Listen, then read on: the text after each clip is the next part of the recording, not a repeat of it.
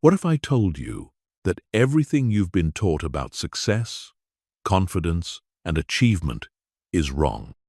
That the reason you're not living the life you want isn't because you lack talent, opportunity, or resources, but because your brain is literally programmed to keep you stuck.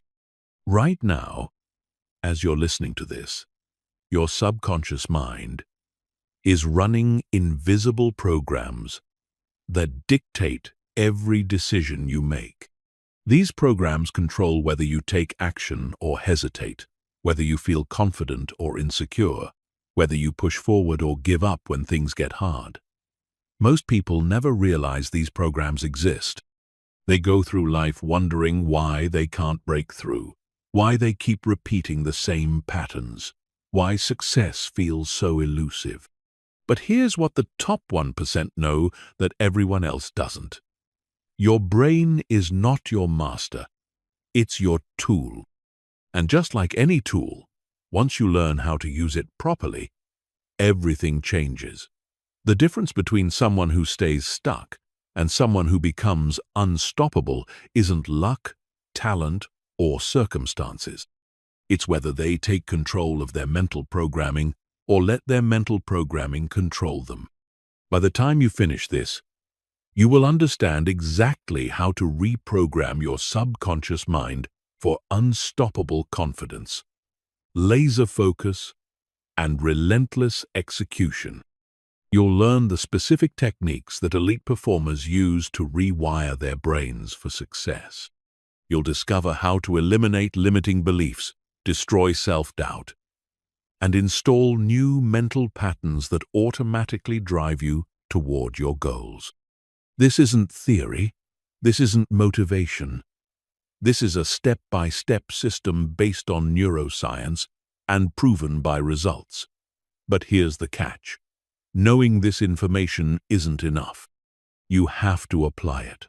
Because your brain is changing right now, in this moment, based on what you're thinking and doing.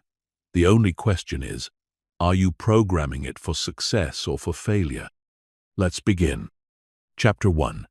The Hidden Operating System Controlling Your Life.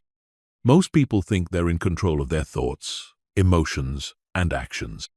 They believe they make conscious decisions about how to respond to situations, what goals to pursue, and how to feel about themselves.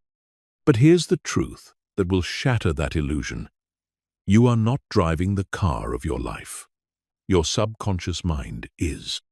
Right now, beneath your conscious awareness, there's an invisible operating system running your entire existence. This system processes over 11 million bits of information per second, while your conscious mind can only handle about 40. It controls your breathing, your heartbeat, your reflexes, and most importantly, your automatic responses to everything that happens in your life.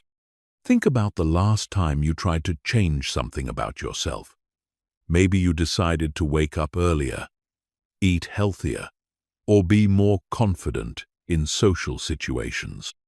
You started strong, maybe lasted a few days or weeks, then found yourself slipping back into old patterns. You probably blamed it on lack of willpower or motivation. But the real culprit was your subconscious programming fighting against the change. Your subconscious mind is like a computer that's been programmed with specific software. That software was installed during your childhood, adolescence, and early adult years through your experiences, environment, and the people around you. Every rejection you faced, every criticism you received, every time someone told you that you couldn't do something, your subconscious recorded it and built behavioral patterns around it. These patterns become your default responses. When you face a challenge, your subconscious doesn't ask what you want to do. It automatically runs the program that was installed years ago. If that program says, "You're not good enough," you'll find yourself hesitating. If it says, "Success is for other people," you'll sabotage opportunities. If it says, "You always mess things up. You'll unconsciously create situations that prove it right. The most dangerous part of this process is that it happens completely outside your conscious awareness. You think you're making rational decisions, but you're actually following invisible scripts that were written when you were too young to question them. This is why willpower alone never works for lasting change. You're trying to override years of subconscious programming with conscious effort, which is like trying to steer a cruise ship with a paddle. But here's what changes everything. These programs are not permanent. They were installed, which means they can be uninstalled and replaced. The same neuroplasticity that created your current mental patterns can create new ones. The same brain that learned to doubt can learn to believe. The same mind that programmed you for limitation can reprogram you for limitless potential. The elite 1% in every field understand this principle. They don't rely on motivation or positive thinking. They systematically reprogram their subconscious minds to align with their goals. They install new software that automatically drives them towards success instead of away from it. They turn their subconscious mind from their biggest obstacle into their most powerful ally. This is not about suppressing negative thoughts or forcing yourself to think positively. This is about fundamentally changing the operating system that runs your life. When you reprogram your subconscious correctly, confidence becomes automatic. Taking action becomes natural. Persistence becomes your default response to obstacles. The question isn't whether you can reprogram your brain. The question is whether you will. Because right now, every thought you think, every action you take, and every emotion you feel is either reinforcing your current programming or installing new programming. There is no neutral. You are either becoming more of who you currently are, or you're becoming someone new. Most people choose to stay the same because change requires conscious effort, and most human beings are addicted to comfort. But you're not most people. You're here because you refuse to accept limitation as permanent. You're here because you're ready to take control of the most powerful force in your life, your own mind. The journey to reprogram your brain starts with understanding exactly how your current programming was installed and how it continues to control your behavior every single day. Once you see the invisible chains that have been holding you back, you can begin the process of breaking them one by one until nothing stands between you and your unlimited potential. Chapter 2. The Subconscious Sabotage. Why Smart People Stay Stuck. You know someone who has everything it takes to succeed. They're intelligent, talented, hard-working, and they have clear goals. Yet somehow, they keep falling short. They start projects but don't finish them. They have great ideas but never execute them. They want to level up their life but somehow always end up back where they started. You might even be that person. This isn't a character flaw or a lack of ability. This is subconscious sabotage in action. It's one of the most frustrating and misunderstood phenomena in human psychology. And it's the reason why smart, capable people often struggle more than those who seem less gifted. Your subconscious mind has one primary job: to keep you alive and safe. It interprets safe as familiar. Anything unfamiliar, even if it's good for you, triggers alarm bells in your subconscious, because unfamiliar equals potentially dangerous. This made perfect sense when humans lived in caves and unfamiliar situations could literally kill you. But in today's world, this same mechanism keeps you trapped in mediocrity. Here's how it works. Every time you try to step outside your comfort zone, your subconscious interprets it as a threat to your survival. It floods your body with stress hormones, creates anxiety, fills your mind with doubt, and generates every excuse possible to pull you back to safety. The bigger the change you're trying to make, the stronger the resistance becomes. This is why people sabotage themselves right before breakthrough moments. The successful business launch gets delayed indefinitely. The relationship that could change their life gets ruined by inexplicable behavior. The opportunity of a lifetime gets passed up for reasons that don't make logical sense. It's not bad luck or poor timing. It's the subconscious mind doing its job of keeping you safe in the familiar zone of your current identity. Your subconscious doesn't care if your current situation makes you miserable. Miserable and familiar feels safer than happy and unfamiliar. It would rather keep you in a job you hate than risk the uncertainty of starting a business. It would rather keep you single than risk the vulnerability of real love. It would rather keep you playing small than risk the exposure that comes with playing big. But the sabotage is often subtle. It doesn't usually show up as obvious fear or resistance. Instead, it manifests as procrastination, perfectionism, distraction, sudden illness, relationship drama, or financial emergencies that seem to appear whenever you're about to make progress.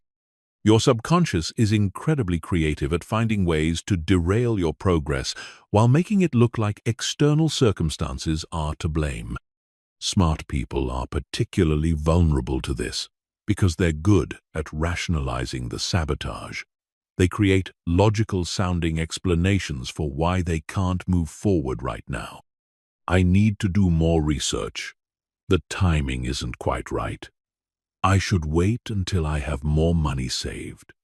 I need to get this other thing handled first. These aren't real reasons. They're sophisticated forms of resistance, generated by a subconscious mind that's trying to keep you safe. The most insidious part of subconscious sabotage is that it often strikes hardest when you're closest to breakthrough. Your subconscious can sense when real change is imminent, and that's when it deploys its most powerful weapons. This is why people often experience their darkest moments right before their biggest victories. It's not a coincidence. It's your subconscious making one last, desperate attempt to pull you back to familiar territory. Understanding this pattern is crucial because it allows you to recognize sabotage when it's happening, instead of getting swept away by it. When you know that resistance is actually a sign that you're moving in the right direction, you can push through it, instead of interpreting it as evidence that you should quit. The people who become truly unstoppable are those who learn to expect subconscious resistance and prepare for it. They know that their biggest enemy isn't external circumstances or other people. It's the voice in their head that sounds like reason but is actually fear disguised as logic. Breaking free from subconscious sabotage requires more than awareness. It requires a systematic approach to reprogramming the beliefs and patterns that create the resistance in the first place. You have to literally rewire your brain to associate growth with safety instead of growth with danger. This process isn't comfortable, but it's the only way to access your true potential.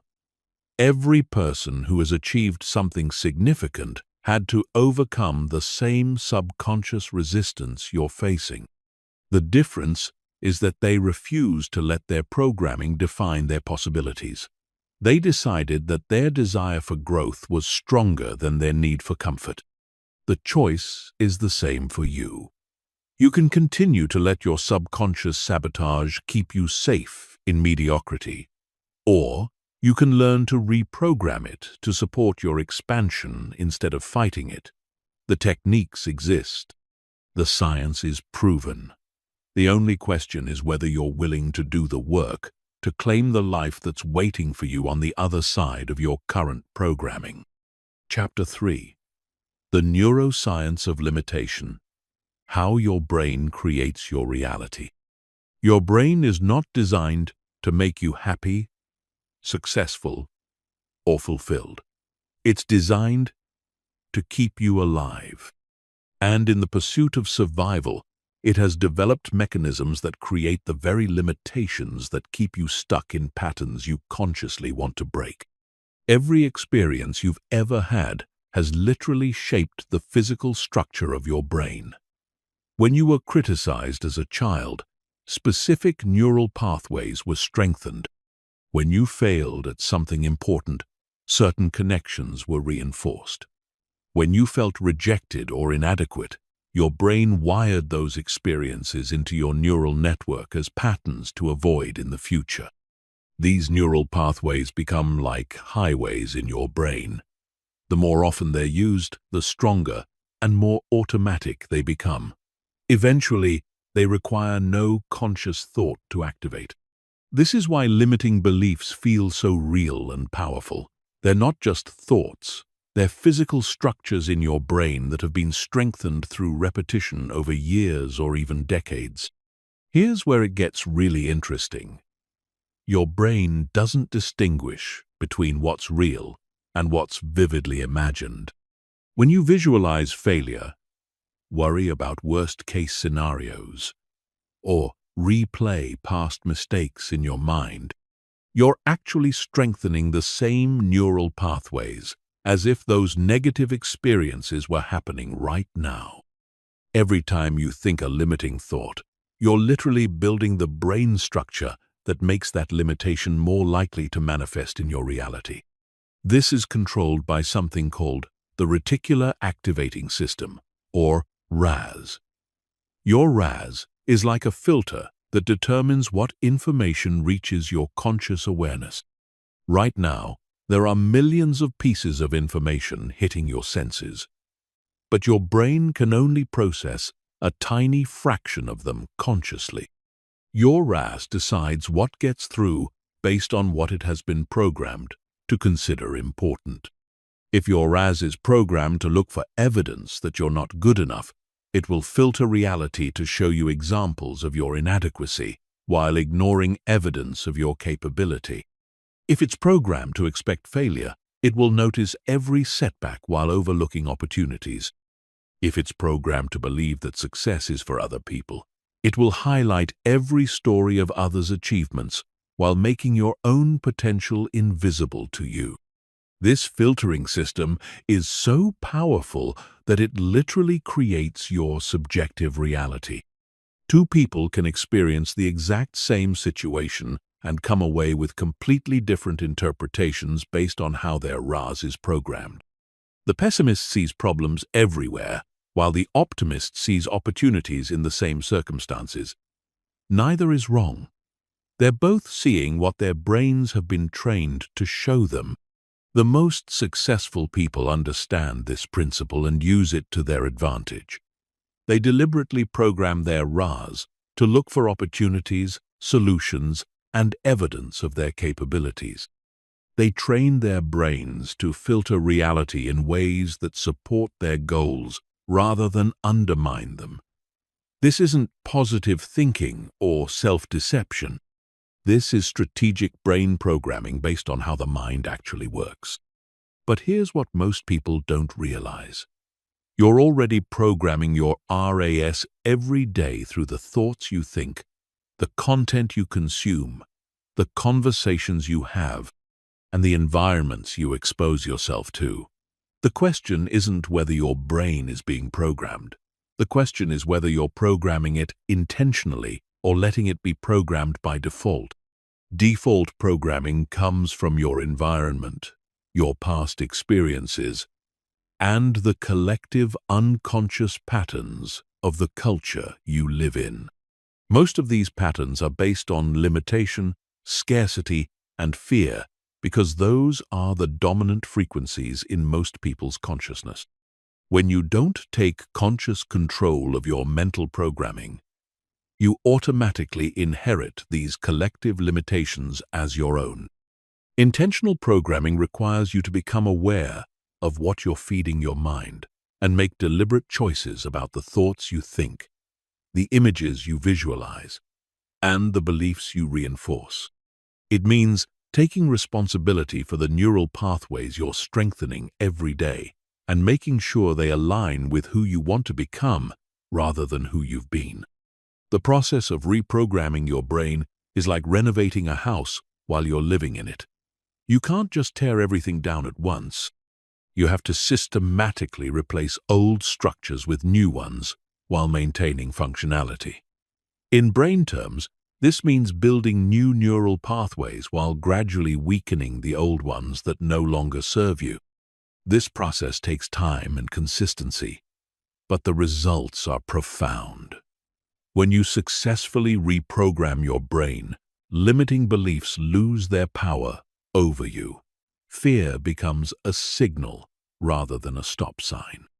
Obstacles become puzzles to solve rather than walls to stop you. Your automatic responses shift from protecting you from failure to driving you toward success. The science is clear. Your brain is constantly changing based on how you use it. Every thought you think, every image you visualize, and every action you take is either reinforcing your current limitations or building your future capabilities. The choice of which direction to go is always yours. But most people never realize they have this choice because they've never been taught how their brain actually works. Understanding the neuroscience of limitation is the first step toward transcending those limitations. Once you see how your brain creates your reality, you can begin the process of creating a new reality by building a new brain. The techniques exist. The only question is whether you're willing to use them. Chapter 4. Breaking the Code. The Psychology of Unstoppable Confidence. Confidence is not a personality trait. It's not something you're born with or without. It's not determined by your genetics, your upbringing, or your past experiences. Confidence is a skill, and like any skill, it can be developed through understanding and practice. Most people have a completely backwards understanding of how confidence works. They think confidence comes from success, so they wait to feel confident until after they've achieved something. But this creates an impossible loop. You need confidence to take the actions that create success, but you're waiting for success to give you confidence. This is why most people stay stuck in hesitation and self-doubt. Real confidence works in the opposite direction. Confidence is what creates success, not what results from it. Every breakthrough in your life will happen because you chose to act before you felt ready, not because you waited until you felt capable. The people who seem naturally confident aren't more talented or lucky. They've simply learned to generate confidence internally rather than waiting for external circumstances to provide it. Here's the truth about confidence that changes everything. Confidence is not the absence of fear or doubt. Confident people feel the same fears and doubts as everyone else. The difference is that they've trained themselves to act in spite of those feelings rather than being paralyzed by them. They've learned to redefine confidence from feeling certain to taking action despite uncertainty. This distinction is crucial because it means you don't have to wait to feel confident to start acting confident. You can begin developing confidence immediately by practicing confident behaviors regardless of how you feel internally. Your brain will eventually catch up and align your internal state with your external actions. Confidence is built through a process called experiential learning. Every time you do something that scares you and survive the experience, you build evidence in your subconscious mind that you're more capable than you previously believed. Every time you take action despite fear, you strengthen the neural pathways associated with courage and weaken the pathways associated with avoidance. But here's where most people go wrong. They try to build confidence by taking on massive challenges that overwhelm their nervous system. When they inevitably struggle or fail, they interpret this as evidence that they're not confident people, which reinforces their original programming. The secret to building unstoppable confidence is to start with challenges that are just outside your comfort zone, but not so far outside that they trigger panic. You want to stretch yourself enough to prove that you're more capable than you thought, but not so much that you reinforce feelings of inadequacy. This is called progressive exposure, and it's the same principle used to help people overcome phobias. You gradually expose yourself to increasingly challenging situations, building confidence and capability at each level before moving to the next. Each success becomes evidence that supports a new identity as someone who is brave, capable, and unstoppable. Your identity is the foundation of your confidence. If you see yourself as someone who is naturally insecure or socially awkward, your brain will work to keep your behavior consistent with that identity. But if you begin to see yourself as someone who is developing confidence through practice, every small, brave action becomes proof of your new identity. The most powerful confidence-building technique is called acting as if. You begin to act as if you're already the confident person you want to become. You stand like they would stand, speak like they would speak, and make decisions like they would make decisions. At first, this feels fake or uncomfortable because it doesn't match your internal programming. But your brain doesn't know the difference between an action you took because you felt confident and an action you took to develop confidence. It only registers the action and strengthens the neural pathways accordingly. This is why confident body language actually makes you feel more confident. It's why speaking up in meetings increases your sense of personal power. It's why taking on leadership roles develops leadership qualities. Your external actions literally rewire your internal programming. But confidence isn't just about taking bold action. True confidence also requires developing emotional resilience. This means learning to bounce back quickly from setbacks, criticism, and failures without letting them define your self-worth. Resilient people don't experience fewer problems than others. They just recover faster and maintain their sense of capability regardless of external circumstances. Emotional resilience is built by changing your relationship with failure and rejection. Instead of seeing them as evidence of your inadequacy, you learn to see them as information that helps you improve. Instead of taking them personally, you recognize them as normal parts of any growth process. Instead of letting them stop you, you use them as fuel to prove that you're tougher than your circumstances. The final component of unstoppable confidence is developing what psychologists call internal locus of control. This means believing that your actions have more influence over your outcomes than external circumstances do. People with internal locus of control take responsibility for their results and focus on what they can change rather than feeling victimized by what they can't control. When you combine progressive exposure, identity shifting, acting as if, emotional resilience, and internal locus of control, you create a confidence that isn't dependent on external validation or perfect circumstances. You develop an unshakable sense of your own capability that grows stronger with every challenge you face. This isn't about becoming arrogant or overconfident. True confidence is quiet and steady. It doesn't need to prove itself to others because it's not based on comparison or competition. It's based on an internal knowing that you can handle whatever life throws at you, and that you're constantly growing in your ability to create the results you want.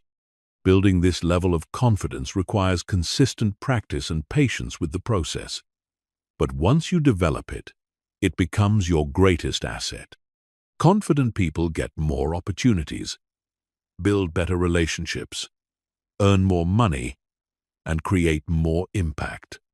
Because confidence is magnetic. People are naturally drawn to those who believe in themselves and their ability to create value in the world. The confidence you want already exists within you. It's not something you have to create from nothing. It's something you have to uncover by removing the layers of conditioning that have convinced you it's not there. Every person who has ever achieved anything significant had to access this same inner confidence despite their circumstances, background, or past experiences. Chapter 5. The Identity Shift. Becoming the person who gets results. The most powerful force in human psychology is the need to remain consistent with how we see ourselves.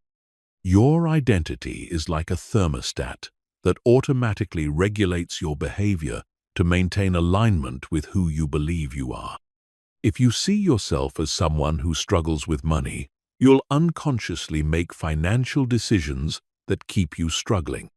If you see yourself as someone who is unlucky in relationships, you'll sabotage connections that could lead to love. If you see yourself as someone who starts things but doesn't finish them, you'll find ways to quit just before breakthrough moments. This is why most attempts at change fail. People try to modify their behaviors without changing their identity. They want to act differently while continuing to see themselves the same way. But your behaviors will always snap back to match your identity like a rubber band returning to its original shape. The secret to permanent transformation is to change your identity first. Then let your behaviors naturally align with who you've become. When you truly see yourself as a different person, acting differently doesn't require willpower. It becomes the natural expression of who you are. Identity change happens at the subconscious level, which means you can't just decide to see yourself differently and expect it to stick. Your subconscious mind needs evidence to support a new identity, and that evidence comes through repeated actions that prove you're becoming someone new. Here's how the process works. You start by deciding who you want to become, not just what you want to achieve. Instead of focusing on losing weight, you focus on becoming someone who treats their body with respect. Instead of focusing on making more money, you focus on becoming someone who creates value in the world. Instead of focusing on finding love, you focus on becoming someone who is worthy of love and capable of giving it. Once you've defined your new identity, you begin taking small actions that someone with that identity would take. You don't wait until you feel like that person. You act like that person first, and the feelings follow. Every time you act in alignment with your new identity, you're casting a vote for who you're becoming. Every time you act inconsistent with your old identity, you're casting a vote against who you used to be. The key is to start with such small actions that your subconscious mind doesn't resist them. If you want to become someone who exercises regularly, you might start by doing one push-up every morning. If you want to become someone who reads personal development books, you might start by reading 1 page per day. If you want to become someone who takes bold action, you might start by speaking up once in every meeting. These micro-actions seem insignificant, but they're incredibly powerful because they create identity-level change without triggering the resistance that comes with dramatic behavior changes. Your subconscious mind accepts small shifts much more easily than big ones. As you consistently take identity-aligned actions, something remarkable happens. You start to accumulate evidence that you really are becoming this new person. Your self-talk changes from "I'm trying to be healthier" to "I'm someone who takes care of their body." Your decision-making changes because you automatically ask yourself, what would someone with my new identity do in this situation? This shift in self-perception creates what psychologists call a positive feedback loop. The more you act like your new identity, the more evidence you have that you are that person. The more evidence you have, the easier it becomes to continue acting that way. The easier it becomes to act that way, the more natural it feels, until eventually the new behaviors become automatic. But identity change isn't just about taking new actions. It's also about releasing old identities that no longer serve you. Most people cling to outdated versions of themselves because those identities feel familiar and safe, even when they're limiting. You might have gotten comfortable seeing yourself as someone who is naturally disorganized, socially awkward, or bad with money because those identities provide excuses for why you don't have to push yourself harder. Releasing limiting identities requires grieving the loss of who you used to be. There's often a sense of sadness or loss when you let go of familiar patterns, even when those patterns were holding you back. This is normal and necessary. You can't become someone new without saying goodbye to who you used to be. The most successful people are masters of identity shifting. They don't just set goals and hope they achieve them. They systematically transform themselves into the type of person who naturally achieves those goals. They understand that sustainable change happens from the inside out, not from the outside in. This is why lottery winners often lose their money within a few years. Their external circumstances change dramatically, but their internal identity remained the same. Eventually, their behaviors aligned with their identity as someone who doesn't have money, and they unconsciously found ways to return to their familiar financial situation. Conversely, people who build wealth slowly and steadily rarely lose it because they've become someone who thinks, acts, and makes decisions like a wealthy person. Their wealth is an expression of their identity, not an accident or stroke of luck. The same principle applies to every area of life. Healthy people don't struggle to maintain their health because being healthy is part of who they are, not something they do. Confident people don't have to work to feel confident because confidence is part of their identity, not a state they try to achieve. Successful people don't have to force themselves to work hard because excellence is part of who they are, not something they do when they feel motivated. Identity shifting is the difference between temporary behavior change and permanent transformation. When you change your identity, you change your life at the source level. Everything else becomes a natural extension of who you've decided to become. The process requires patience because identity change happens gradually through consistent action over time. But once the shift occurs, maintaining your new reality becomes effortless because you're no longer fighting against your nature, you're expressing it. Chapter 6. The 5-second neural hijack. Overriding your default programming. Your brain makes decisions in microseconds, long before your conscious mind even realizes a choice needs to be made. Between the moment you recognize an opportunity and the moment you decide whether to act on it, there's a 5-second window where your entire future gets determined. In those 5 seconds, your subconscious programming either pushes you toward growth or pulls you back into comfort. Most people lose this battle before they even know it's happening. They feel the impulse to speak up in a meeting, but within seconds, doubt creeps in and they stay silent. They see an opportunity to introduce themselves to someone interesting, but hesitation wins, and they let the moment pass. They know they should start working on their important project, but procrastination kicks in, and they find something easier to do instead. This is your default programming in action.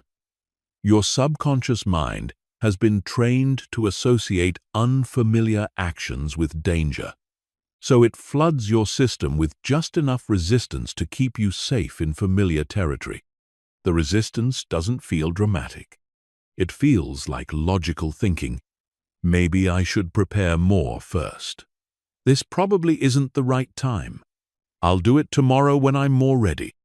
But here's what changes everything. You can hijack this process. You can override your default programming by taking immediate action within that 5-second window, before your subconscious has time to talk you out of it. The moment you feel an impulse toward growth, you count backwards from 5 to 1 and physically move your body toward the action before doubt can set in. This technique works because hesitation is a neurological response, not a rational decision. When you feel resistance to taking action, your brain is literally activating the same neural pathways it would use if you were facing physical danger. Stress hormones flood your system.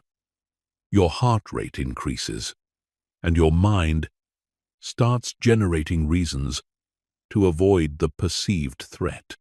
But if you move your body before this stress response fully activates, you interrupt the pattern.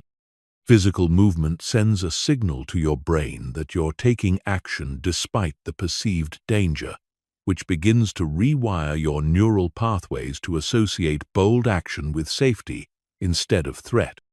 The counting mechanism is crucial because it engages your prefrontal cortex, the rational part of your brain, which overrides the emotional impulses coming from your limbic system.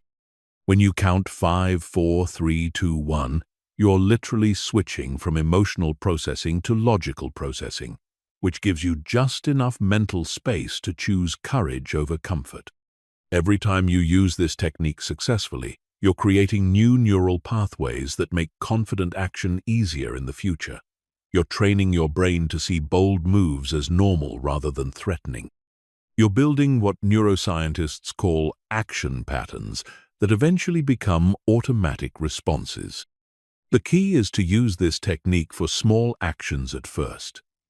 Don't try to completely transform your life in one bold move. Instead, use it to speak up once per day, to introduce yourself to one new person per week, or to work on your important project for just 5 minutes when you feel resistance. These small victories accumulate into massive confidence over time. Most people never reach their potential because they think too much and act too little. They analyze every decision to death, waiting for perfect certainty that never comes. But certainty is overrated. The most successful people are comfortable making decisions with incomplete information because they know that action creates clarity, not the other way around. Your 5-second window is where your future gets created or destroyed. Every time you hesitate when you know you should act, you're voting for the person you've always been. Every time you move within 5 seconds of recognizing an opportunity, you're voting for the person you're becoming. The choice happens dozens of times per day. In 5-second increments, you're either building the neural pathways of confidence and action, or you're reinforcing the neural pathways of hesitation and regret. There is no neutral. Every moment of hesitation makes the next hesitation more likely. Every moment of bold action makes the next bold action more natural. This isn't about being reckless or impulsive. This is about training yourself to act on your highest impulses before your programming can talk you out of them. Your first instinct is usually your best instinct because it comes from your authentic self before fear and conditioning cloud your judgment. The 5-second rule becomes your secret weapon against self-sabotage. When your brain tries to protect you from the discomfort of growth, you have a proven technique to override its resistance. When doubt tries to keep you playing small, you have a method to choose expansion anyway. When fear tries to convince you to wait for better conditions, You have a way to act despite imperfect circumstances. Master this technique and you master your life. Because success isn't about having perfect conditions or unlimited confidence. Success is about acting like the person you want to become, even when every part of you wants to stay the same. Chapter 7. The Subconscious Reprogramming Protocol. Installing new mental software. Your subconscious mind is like a computer that runs on outdated software. Most of your current programming was installed when you were a child, when your brain was highly impressionable and you had no filter for what beliefs to accept or reject. Now, decades later, you're running your adult life on software that was designed for a completely different operating system. The problem is that your subconscious doesn't update automatically. Unlike your phone or computer, which regularly downloads new software to improve performance, your mental programming stays frozen in time unless you consciously intervene. This means you might be navigating today's challenges with yesterday's limitations, using strategies that made sense when you were young, but are completely inadequate for your current reality. Reprogramming your subconscious requires understanding how it learns. Your subconscious mind doesn't process information the same way your conscious mind does. It doesn't respond to logic, reasoning, or willpower. It responds to repetition, emotion, and vivid imagery. This is why affirmations work for some people, but not others. Simply repeating positive statements isn't enough. You have to engage your subconscious in its native language. The most effective way to reprogram your subconscious is through a process called mental rehearsal. This involves vividly imagining yourself successfully performing the behaviors and achieving the outcomes you want. But this isn't passive daydreaming. This is active mental practice that literally rewires your neural pathways. When you visualize an action, your brain fires the same neural pathways as when you actually perform that action. From your brain's perspective, there's no difference between a vividly imagined experience and a real one. This is why athletes spend hours mentally rehearsing their performances. They're not just imagining success. They're training their brains to execute successfully when the moment comes. Your visualization sessions must be specific, detailed, and emotionally engaging. Instead of generally imagining yourself being successful, you need to see yourself confidently walking into specific situations, handling particular challenges, and feeling specific emotions. The more detailed your mental rehearsal, the more effectively it programs your subconscious. But visualization alone isn't enough. You also need to use what psychologists call embodied learning. This means physically practicing the behaviors you want to become automatic. If you want to be more confident, you practice confident body language. If you want to be more decisive, you practice making quick decisions about small things. If you want to be more disciplined, you practice following through on tiny commitments. Your subconscious learns through pattern recognition. Every time you repeat a behavior, you're strengthening the neural pathway associated with that behavior. Eventually, the pathway becomes so strong that the behavior becomes automatic. This is how habits form, but it's also how you can deliberately create new, automatic responses. The key is consistency over intensity. It's better to practice your new programming for 10 minutes every day than for 2 hours once a week. Your subconscious needs constant reinforcement to accept new patterns as legitimate. Sporadic effort creates confusion, but consistent effort creates transformation. You also need to address the emotional component of your programming. Most limiting beliefs aren't just thoughts. They're thoughts with strong emotional charges attached to them. If you experienced rejection in childhood, the memory isn't just stored as information. It's stored with all the emotions you felt at the time. When similar situations arise in your adult life, those old emotions get triggered automatically. To reprogram these emotional patterns, you need to create new emotional experiences that contradict your old programming. If your subconscious believes that taking risks leads to rejection, you need to take small risks that lead to positive outcomes. If your subconscious believes that you're not capable of success, you need to accumulate evidence of your capability through incremental victories. This process requires patience because you're literally rewiring decades of mental conditioning. Your old programming didn't develop overnight, and it won't disappear overnight. But with consistent effort, you can create new neural pathways that are stronger than your old ones.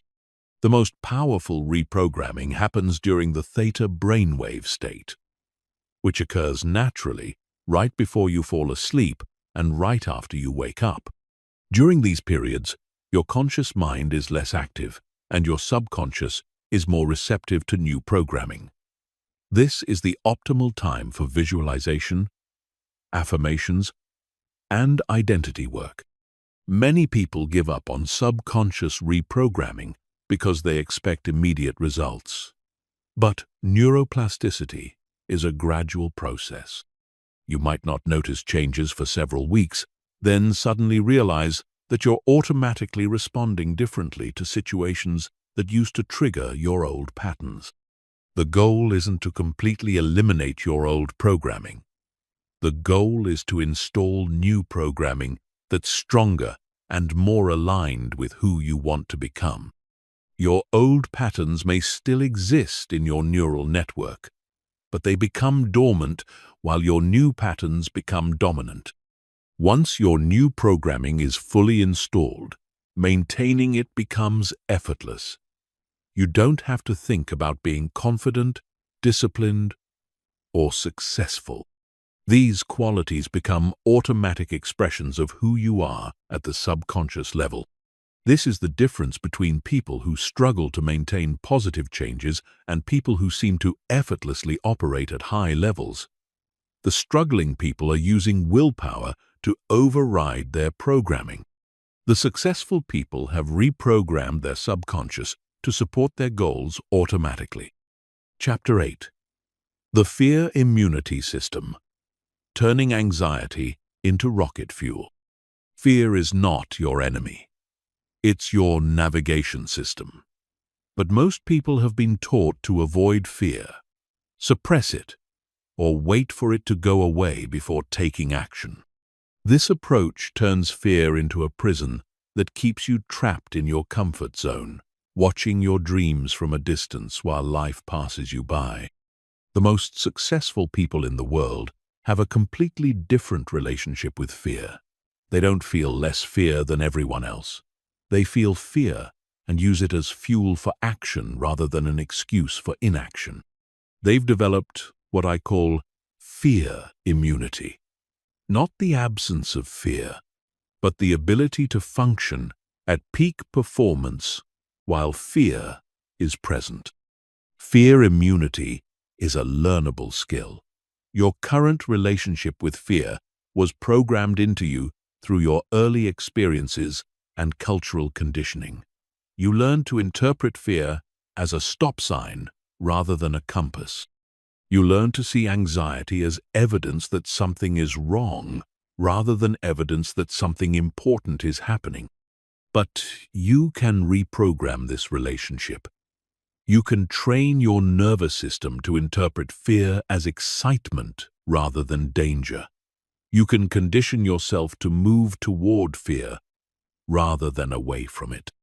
You can transform the same physiological sensations that used to paralyze you into the energy that propels you forward. The first step is understanding what fear actually is. Fear is not a prediction of future failure. It's your nervous system's way of alerting you that you're about to do something that could change your life. The bigger the potential change, the stronger the fear. This means that the things you're most afraid of are often the things you most need to do. Your brain can't tell the difference between real danger and imagined danger. When you think about giving a presentation, starting a business, or approaching someone attractive, your amygdala responds as if you're being chased by a predator. It floods your system with stress hormones and activates your fight or flight response, even though the actual situation poses no physical threat. This physiological response isn't defective. It's perfectly normal. The problem is that most people interpret these sensations as evidence that they should avoid the situation.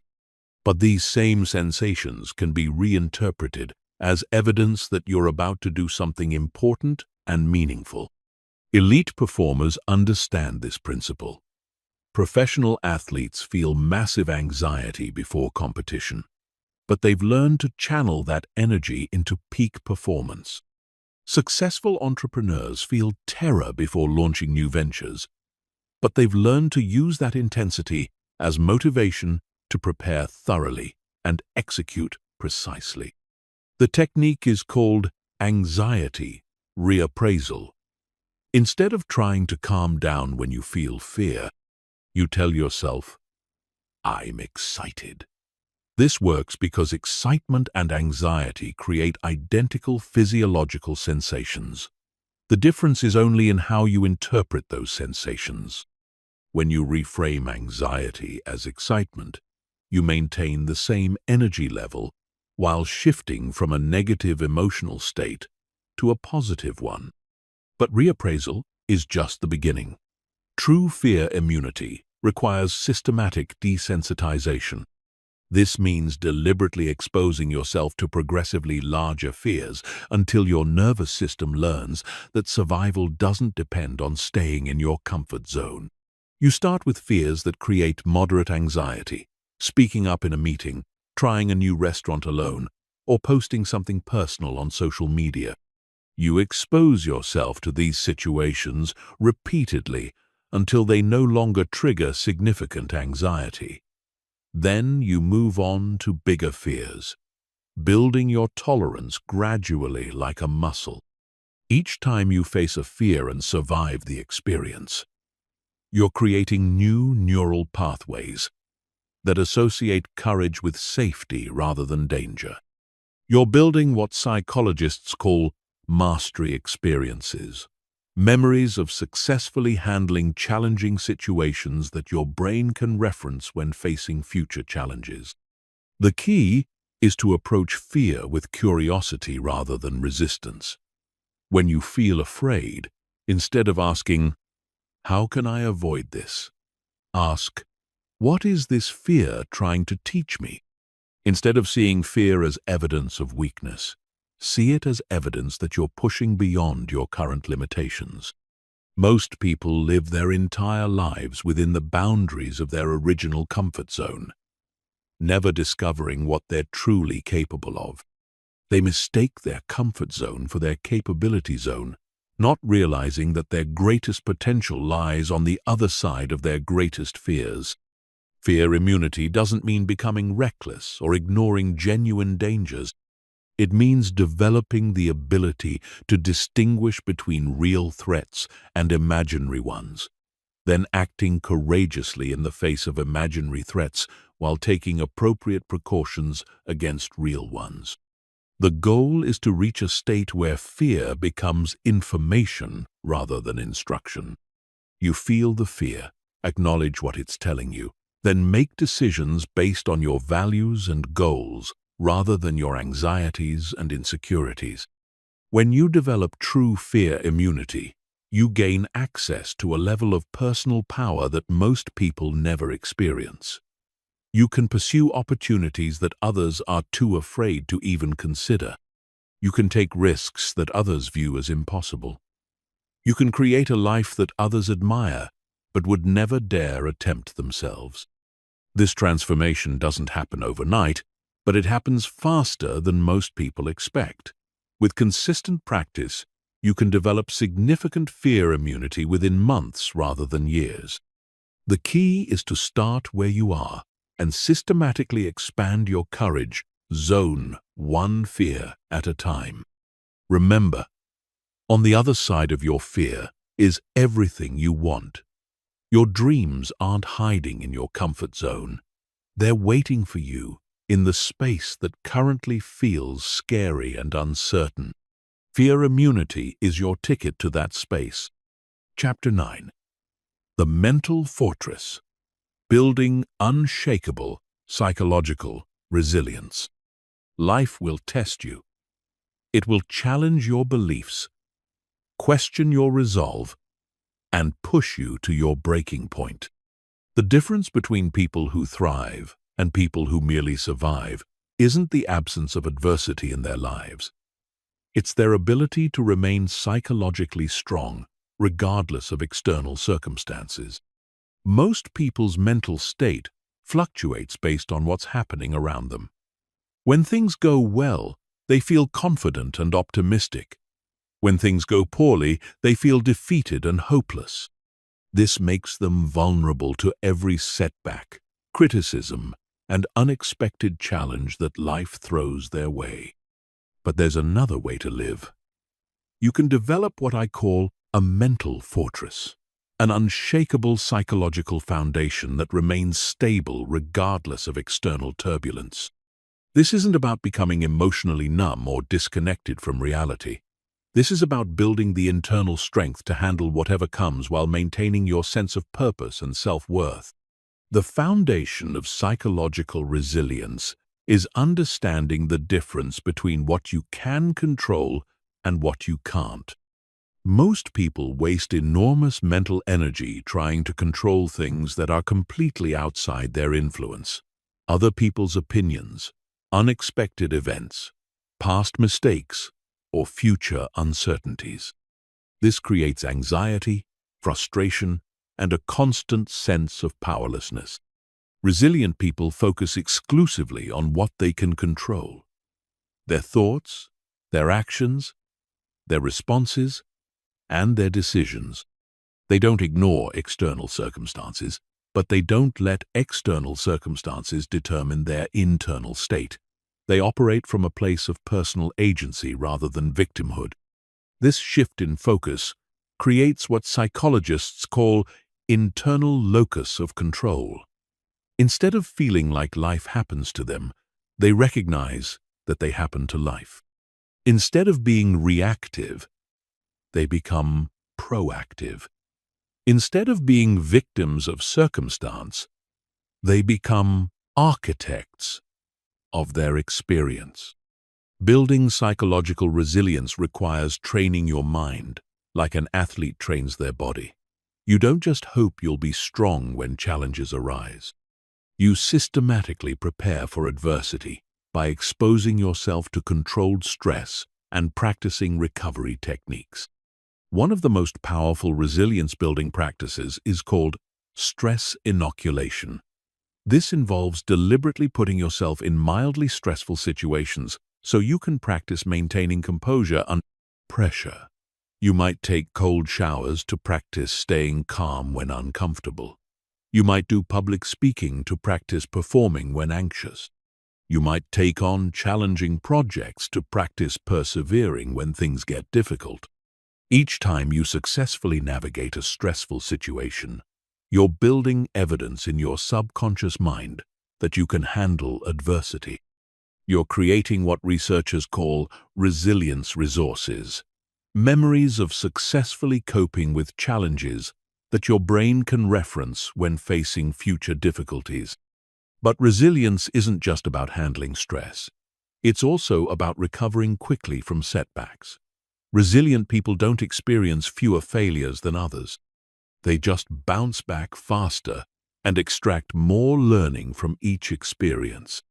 The key to rapid recovery is developing emotional regulation skills.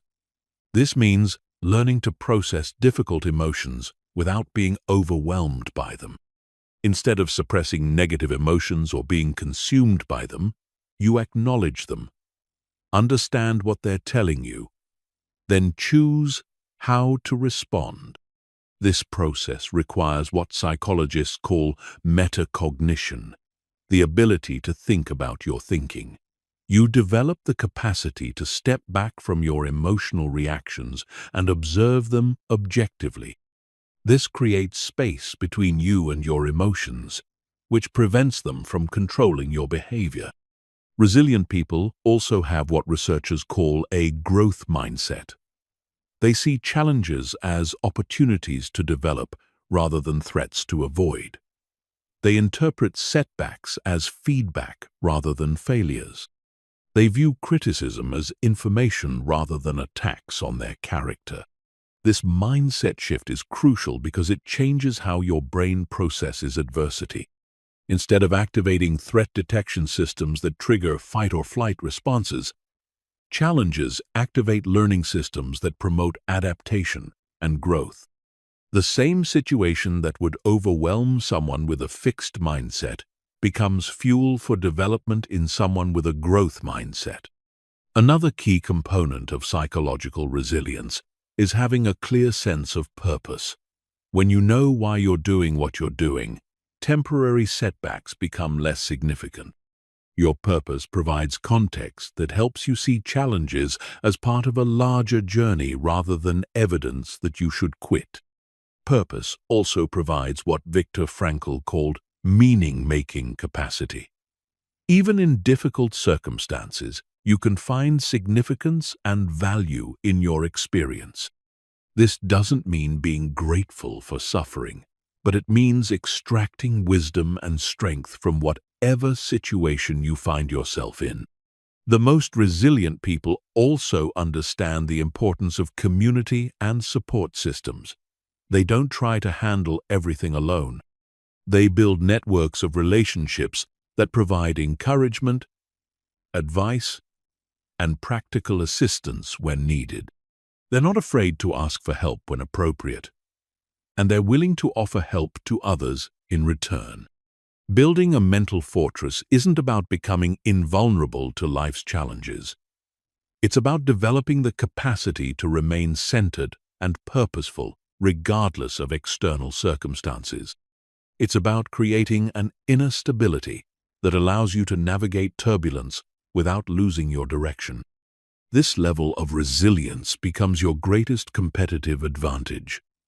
While others are paralyzed by uncertainty or overwhelmed by pressure, you remain clear, focused, and effective. While others are derailed by setbacks, you adapt and continue moving forward. While others are consumed by anxiety about the future, you remain present and proactive. The techniques exist to build this level of psychological strength. The only question is whether you're willing to do the work to develop it. Because in a world full of uncertainty and challenge, mental resilience isn't just an advantage. It's a necessity for anyone who wants to create something meaningful with their life. Chapter 10. The Focus Algorithm. Training your mind for laser, sharp concentration. In today's world, your ability to focus is your greatest competitive advantage. While everyone around you is distracted, scattered, and operating at the surface level of their capability, deep focus allows you to produce extraordinary results in less time with higher quality than people who are constantly multitasking. But focus isn't just about productivity. Focus is about accessing flow states, where you perform at levels that surprise even yourself. It's about developing the mental discipline to pursue long-term goals despite short-term temptations. It's about training your mind to be fully present in whatever you're doing, rather than constantly pulled in multiple directions. Most people have completely destroyed their ability to focus without even realizing it. They've trained their brains to crave constant stimulation and instant gratification. They can't sit through a movie without checking their phone. They can't read a book for more than a few minutes without getting restless. They can't work on important projects without being pulled toward easier, more immediately rewarding activities. This isn't a character flaw. This is the predictable result of living in an environment designed to fracture your attention. Social media algorithms are specifically engineered to be addictive. News cycles are designed to create anxiety that keeps you checking for updates. Entertainment platforms use sophisticated psychological techniques to keep you consuming content rather than creating value. Every time you give in to these distractions, you're weakening your focus muscle. Every time you switch between tasks, you're training your brain to be scattered. Every time you choose immediate gratification over long-term benefit, you're programming yourself for mediocrity. But you can reverse this process. Focus is a skill that can be developed through deliberate practice. The same neuroplasticity that allowed distractions to hijack your attention can be used to rebuild your concentration abilities. The first step is understanding how attention actually works. Your brain has two attention systems: focused attention and diffuse attention. Focused attention is like a laser beam that allows you to concentrate intensely on specific tasks. Diffuse attention is like a floodlight that allows you to make broad connections and generate creative insights. Both systems are important, but most people spend too much time in diffuse mode and not enough time in focused mode. They're constantly switching between different inputs without ever going deep on any single task. This creates the illusion of productivity, while actually preventing you from producing anything of real value. High performers alternate deliberately between focused and diffuse modes. They spend concentrated blocks of time in deep focus, then take breaks that allow their minds to wander and make connections. This rhythm maximizes both productivity and creativity. Building focus requires what researchers call attention training. This means practicing the ability to sustain concentration on a single object or task for extended periods. The most effective attention training is meditation, which is essentially exercise for your focus muscle. When you meditate, you're practicing the fundamental skill of noticing when your mind has wandered and gently bringing it back to your chosen focus point. This is exactly the same skill you need for deep work, meaningful conversations, and any activity that requires sustained mental effort. But you don't need to become a meditation master to develop powerful focus. You can build concentration through what I call focus laddering. Start with just 5 minutes of sustained attention on a single task.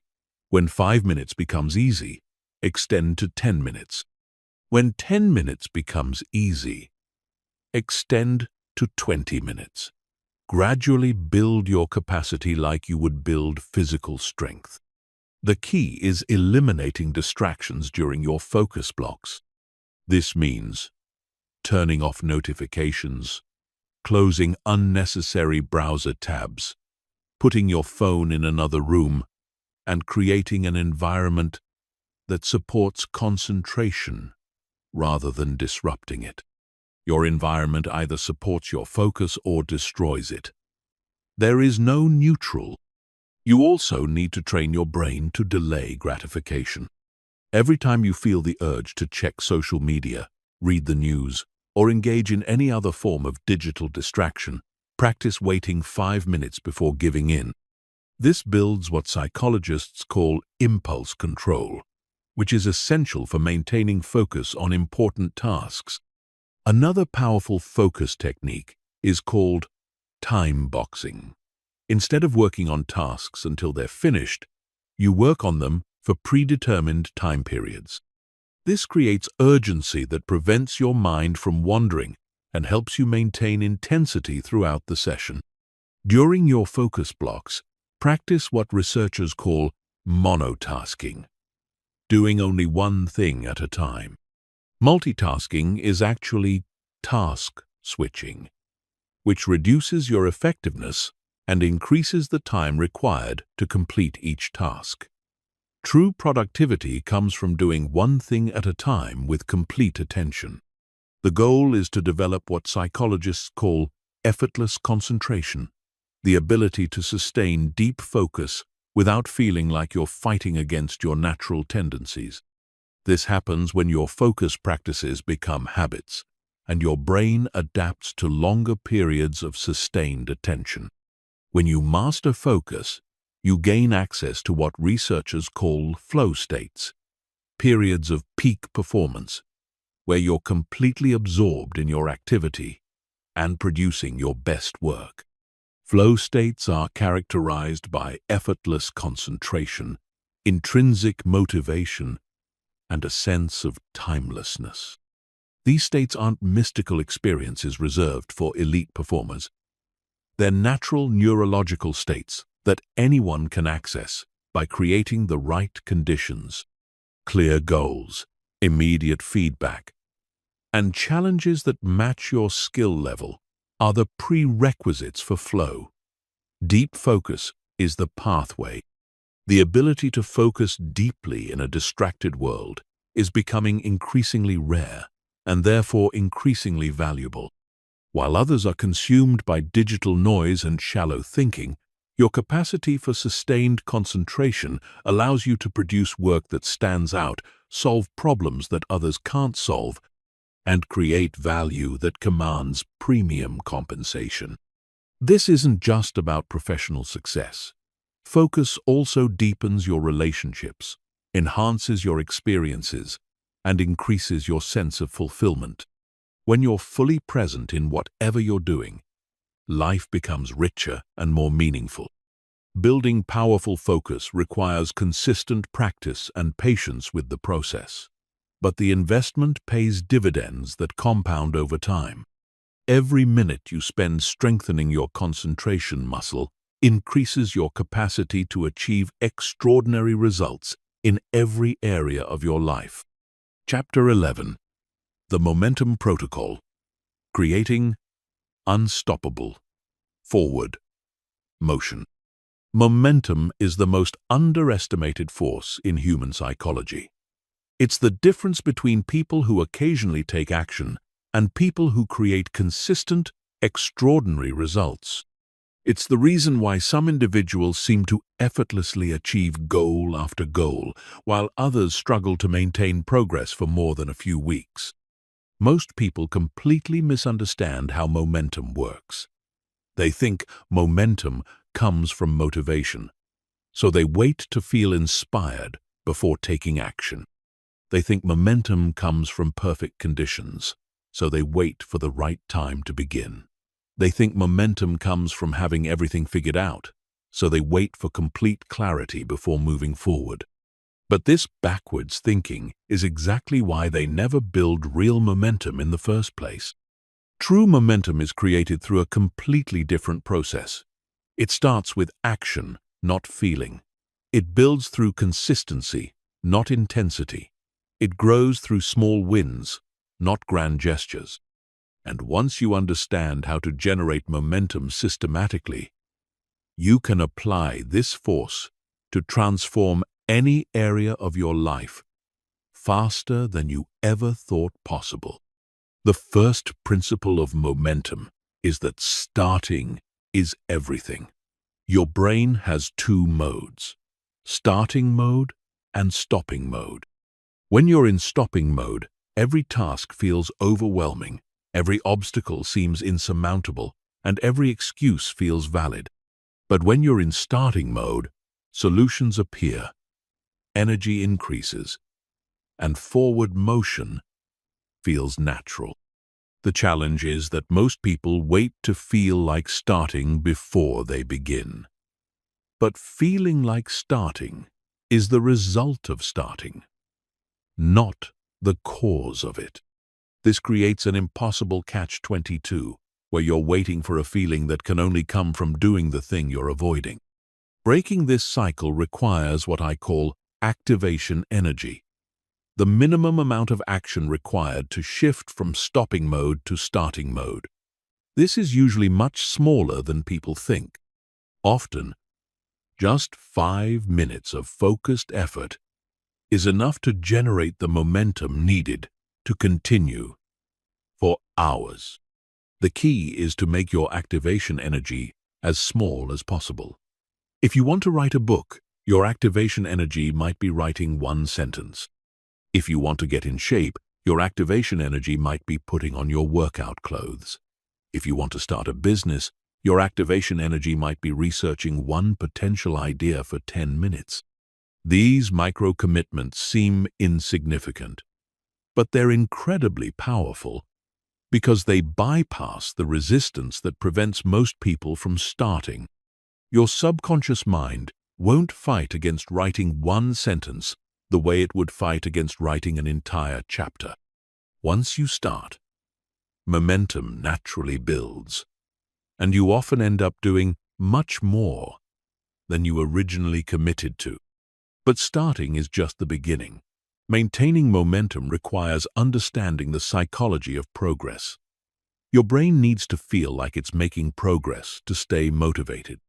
Without a sense of advancement, even the most determined people eventually lose steam and give up. This is why tracking your progress is so crucial. You need visible evidence that your efforts are creating results, even when those results are small.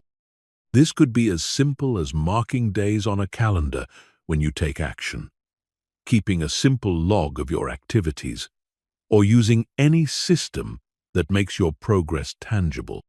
The most effective progress tracking focuses on inputs, not outcomes. Instead of tracking whether you lost weight, you track how many days you exercised. Instead of tracking how much money you made, you track how many sales calls you made. Instead of tracking whether you feel confident, you track how many times you acted confidently, despite feeling nervous. This distinction is crucial because you have complete control over your inputs but only partial control over your outcomes. When you focus on outcomes, you can do everything right and still feel like you're failing if the results don't come quickly enough. But when you focus on inputs, you can feel successful every single day, because success is defined by taking the actions, not by achieving specific results.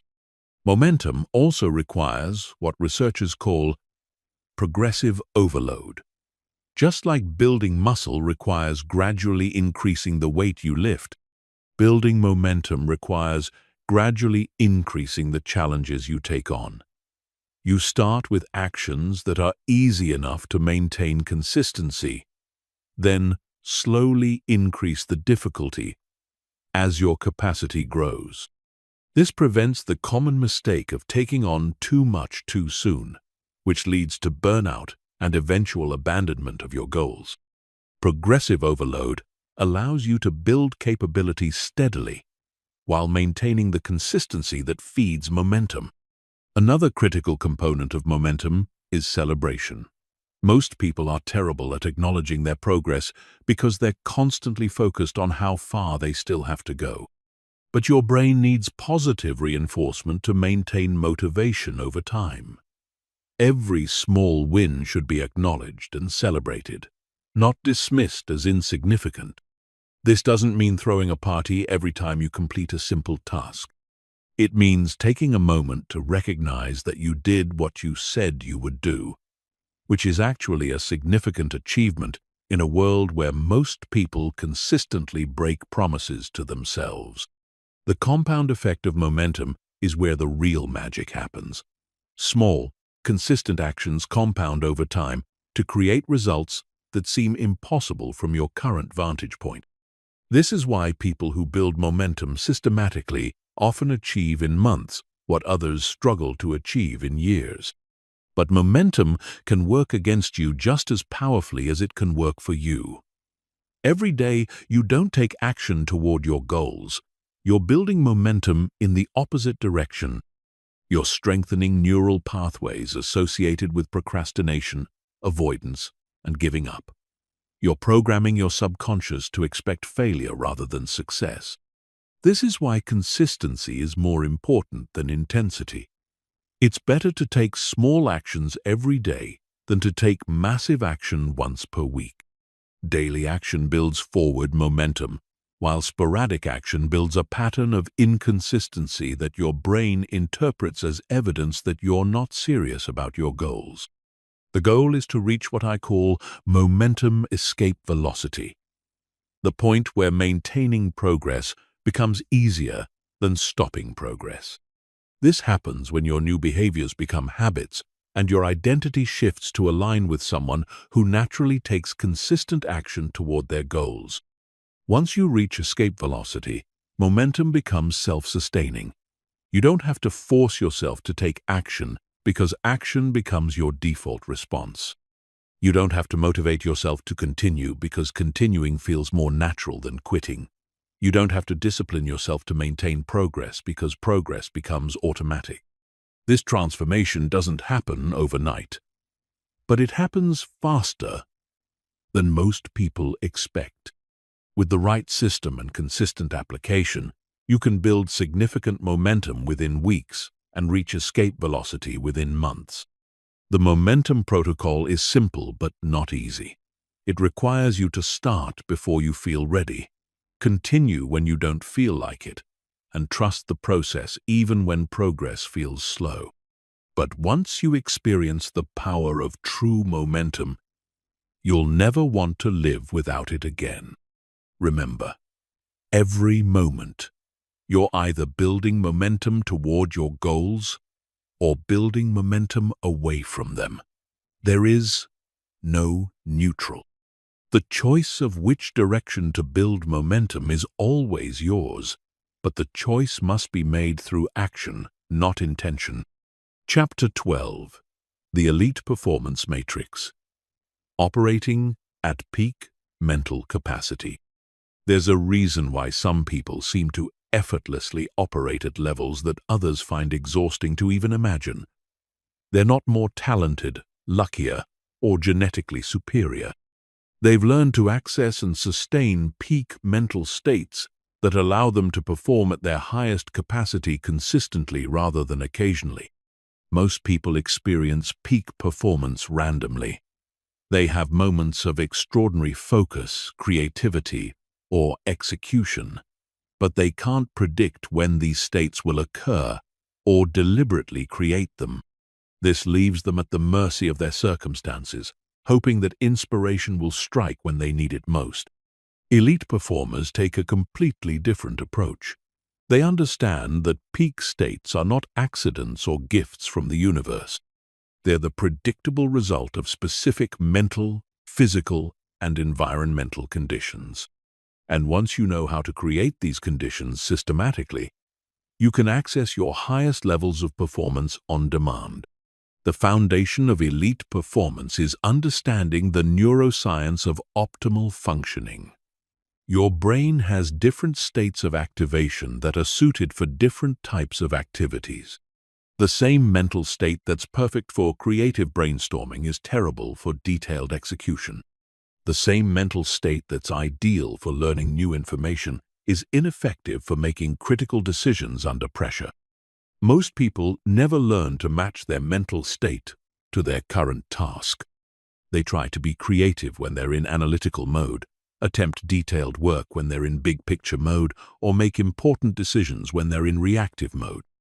This mismatch between mental state and task requirements is why so many people struggle to perform at their potential, despite having the necessary skills and knowledge. Elite performers have mastered what I call state management. They know how to deliberately shift their mental state to match whatever they need to accomplish. They can move from calm and reflective to intense and focused within minutes. They can shift from analytical and precise to creative and expansive based on what the situation requires. This ability comes from understanding the specific triggers that create different mental states. Certain breathing patterns activate your parasympathetic nervous system and create calm focus. Certain types of music stimulate your brain's reward centers and increase motivation. Certain physical postures send signals to your brain that increase confidence and reduce anxiety. The key is developing a personalized toolkit of state-changing techniques that work reliably for you. This might include specific visualization exercises that generate confidence, particular breathing patterns that create calm focus, certain types of physical movement that increase energy, or specific mental routines that activate peak performance states. But state management is just one component of elite performance. You also need to understand the rhythm of peak capacity. Your brain doesn't function at the same level throughout the day. There are natural cycles of high and low mental energy that you can either work with or fight against. Most people fight against their natural rhythms. They try to do their most important work when their brain is in low energy mode, then wonder why they struggle to produce quality results. They attempt creative work when their mind is naturally suited for analytical tasks, then get frustrated when inspiration doesn't come. Elite performers map their natural energy cycles and align their most important work with their periods of peak mental capacity. They do their most challenging cognitive work when their brain is naturally sharp, handle routine tasks during their low energy periods, and schedule creative work when their mind is most open to new possibilities. This requires tracking your mental energy levels for several weeks to identify your personal patterns.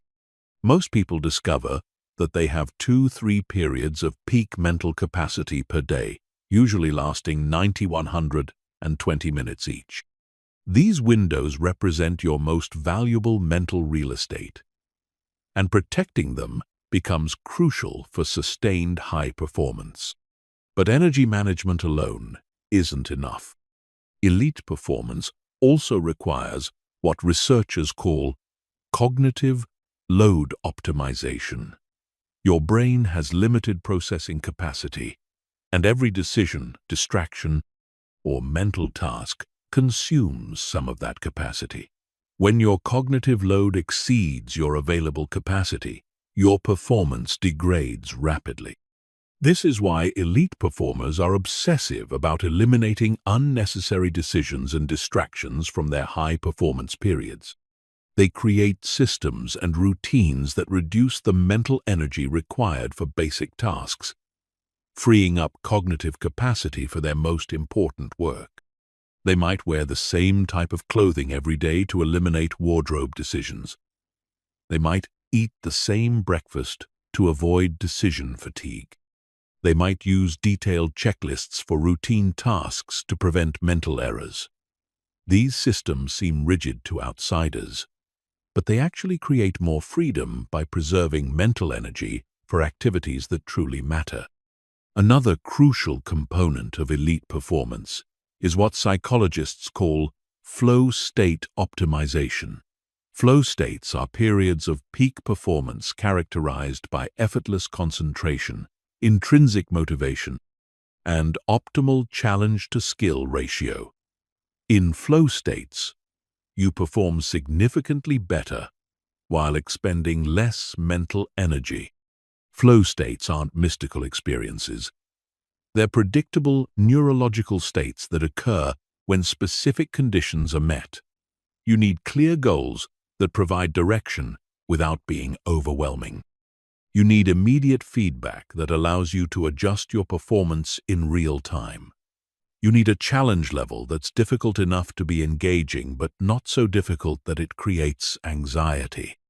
Most importantly, you need to eliminate distractions that prevent deep immersion in your task.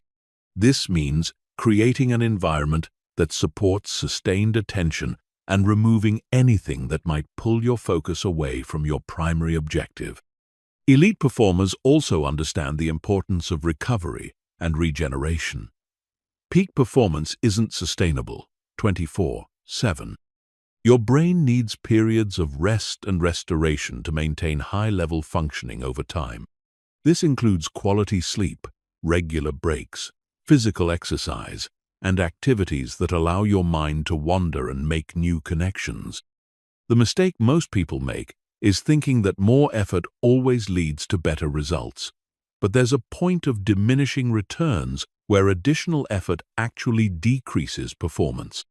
Elite performers know how to find the optimal balance between intensity and recovery that maximizes their long-term capacity. They also understand the power of visualization and mental rehearsal. Before important performances, they spend time mentally practicing their desired outcomes. This isn't wishful thinking. It's actual performance preparation that primes their neural pathways for success. When you visualize performing successfully, your brain activates the same neural circuits it would use during actual performance. This creates what researchers call embodied cognition.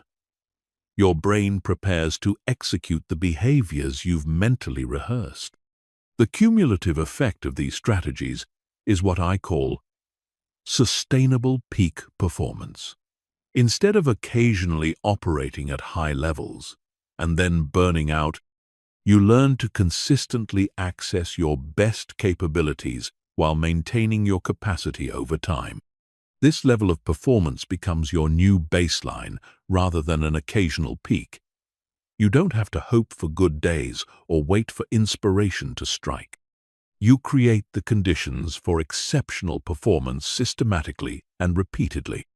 The techniques are learnable, but they require consistent practice and refinement. Elite performance isn't a destination you reach once. It's a continuous process of optimizing your mental, physical, and environmental conditions for sustained excellence. Most people never reach their true performance potential because they leave it to chance rather than developing it systematically. But once you understand the principles and commit to implementing them consistently, you gain access to levels of capability that most people never imagine possible. Chapter 13. The Reality Reconstruction System. Rewriting your life story. Your life is not happening to you. It's being created by the story you tell yourself about who you are, what's possible for you, and what your experiences mean. This story feels like objective reality, but it's actually a subjective interpretation that you've been unconsciously constructing and reinforcing for years. The problem is that most people are living out stories that were written when they were too young to question them. These stories were shaped by their family dynamics, early experiences, cultural conditioning, and random events that happened to occur during their formative years. Now, as adults, they're still operating from these outdated narratives that no longer serve their highest potential. But here's what changes everything. You have the power to rewrite your story. You can examine the narratives that have been unconsciously directing your life, identify which ones are limiting your potential, and deliberately construct new stories that align with who you want to become. This isn't about positive thinking or self-deception. This is about recognizing that all stories are constructions, including the one you currently believe about yourself. And if you're going to live in a story anyway, it might as well be one that empowers you rather than limits you. The first step in story reconstruction is becoming aware of your current narrative. Most people are completely unconscious of the stories they're living in. These stories operate like invisible software, shaping their perceptions and behaviors without their awareness. Your current story might sound like, "I'm someone who struggles with money because that's just how my family has always been." Or, "I'm not the type of person who takes big risks because I've been hurt too many times before." Or, "Success is for other people because I don't have the advantages they have." These stories feel true because you've been collecting evidence to support them for years. Your brain's reticular activating system has been filtering reality to show you examples that confirm your existing narrative while ignoring evidence that contradicts it. This creates a self-reinforcing cycle where your story becomes your reality, which reinforces your story, which shapes your reality. But stories are not facts. They're interpretations. And interpretations can be changed. The same experiences that led to one story can be reinterpreted to support a completely different narrative. The rejection that created a story about not being good enough can be reframed as preparation for developing resilience. The failure that created a story about not being capable can be reinterpreted as valuable learning that increased your expertise. Rewriting your story begins with what I call narrative archaeology. You examine your life experiences to understand how your current story was constructed. You identify the key events that shaped your self-concept and the meanings you assigned to those events.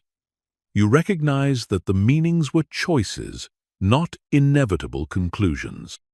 This process often reveals that your limiting stories are based on very limited data.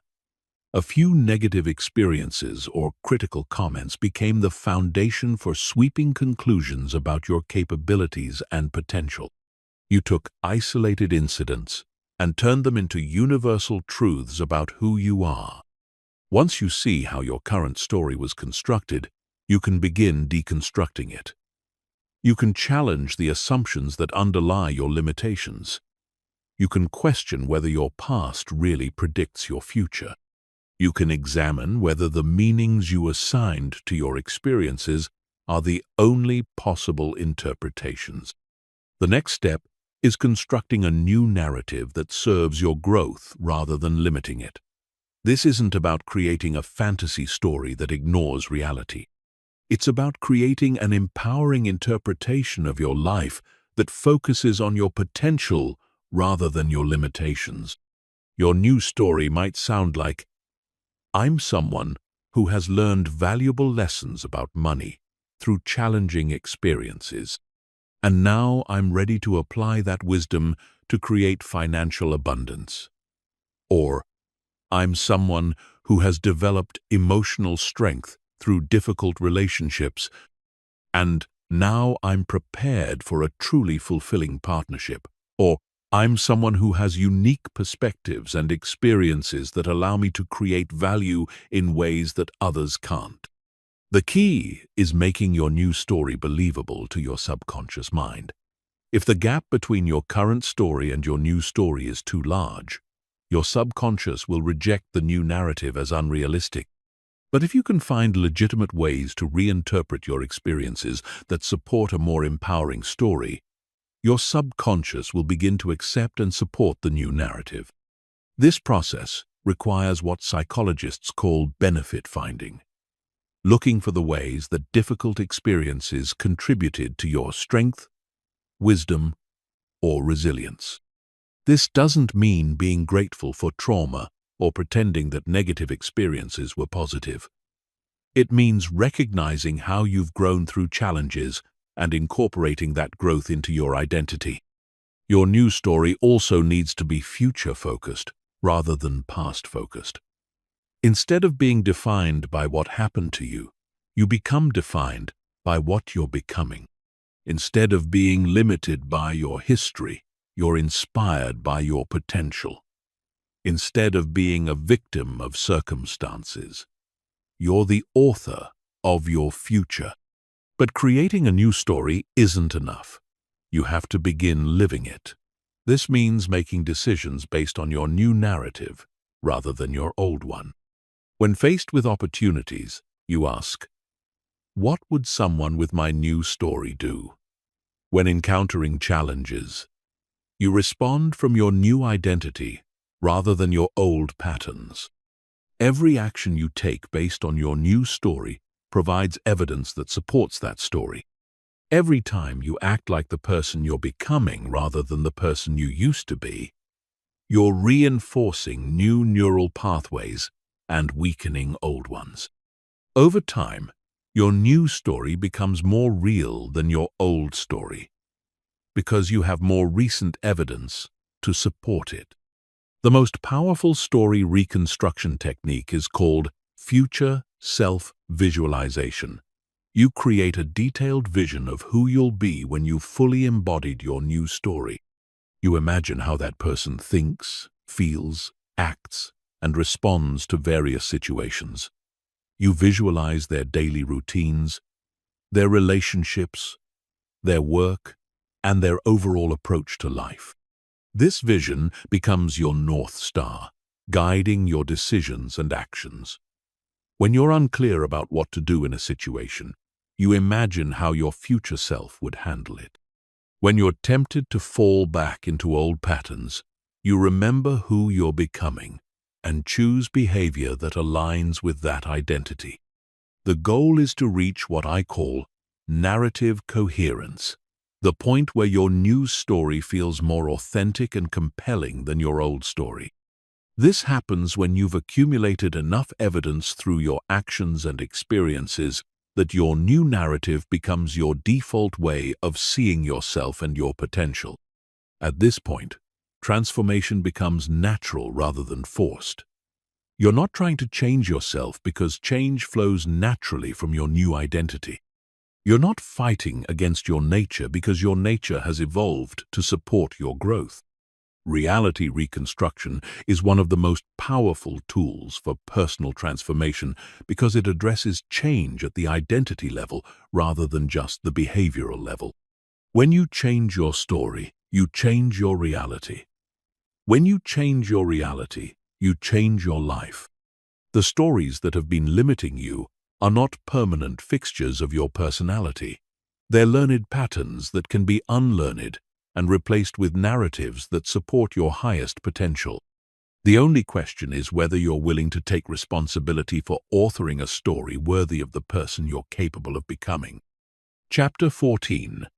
The Mastery Mindset. Programming yourself for continuous evolution. There are two types of people in this world: those who believe their abilities are fixed and those who believe their abilities can be developed. This distinction, first identified by psychologist Carol Dweck, is one of the most important factors determining whether someone reaches their potential or stays trapped in mediocrity. People with fixed mindsets believe that intelligence, talent, and abilities are static traits that you either have or don't have. They avoid challenges because failure might reveal their limitations. They give up quickly when things get difficult because struggle feels like evidence of inadequacy. They see effort as a sign of weakness rather than a path to mastery. People with growth mindsets believe that abilities can be developed through dedication, hard work, and learning from failure. They embrace challenges because obstacles are opportunities to improve. They persist through difficulties because struggle is expected part of the development process. They see effort as the path to mastery rather than evidence of inadequacy. This mindset difference creates dramatically different life trajectories. Fixed mindset people plateau early and stay there because they're afraid of the discomfort that comes with growth. Growth mindset people continue evolving throughout their lives because they interpret challenges as opportunities rather than threats. But developing a true mastery mindset goes beyond just believing that improvement is possible. It requires fundamentally restructuring your relationship with learning, failure, feedback, and the development process itself. It means becoming someone who thrives on challenge rather than someone who merely tolerates it. The foundation of mastery mindset is what I call process orientation. Most people are outcome-oriented. They focus on results, achievements, and external recognition. While outcomes matter, focusing primarily on results creates anxiety, impatience, and the tendency to quit when progress feels slow. Process-oriented people focus on the quality of their efforts rather than the speed of their results. They understand that mastery is developed through consistent practice over time, not through dramatic breakthroughs or sudden insights. They measure success through improvement rather than achievement, through learning rather than knowing, through progress rather than perfection. This shift in focus is liberating because it puts success within your control. You can't always control outcomes, but you can always control the quality of your process. You can't determine when breakthroughs will happen, but you can ensure that you're consistently putting in the work that makes breakthroughs possible. Process orientation also requires developing what researchers call deliberate practice. This isn't just regular practice or going through the motions. Deliberate practice involves focusing specifically on your weaknesses, seeking immediate feedback, and operating at the edge of your current capabilities. Most people avoid deliberate practice because it's uncomfortable. It requires you to constantly work on things you're not good at yet. It forces you to confront your limitations rather than hiding in your areas of existing strength. It demands that you embrace the discomfort of not knowing rather than the comfort of repeating what you already know. But this discomfort is where mastery is forged. Every time you practice something difficult, you're literally rewiring your brain to handle more complexity. Every time you struggle with a challenge and push through, you're expanding your capacity for future challenges. Every time you confront a weakness and work to improve it, you're becoming more complete as a performer. Mastery mindset also requires redefining your relationship with failure. In a fixed mindset, failure represents evidence of inadequacy. In a mastery mindset, failure represents valuable information about what needs to be improved. The goal isn't to avoid failure. The goal is to fail faster and learn faster so you can improve faster.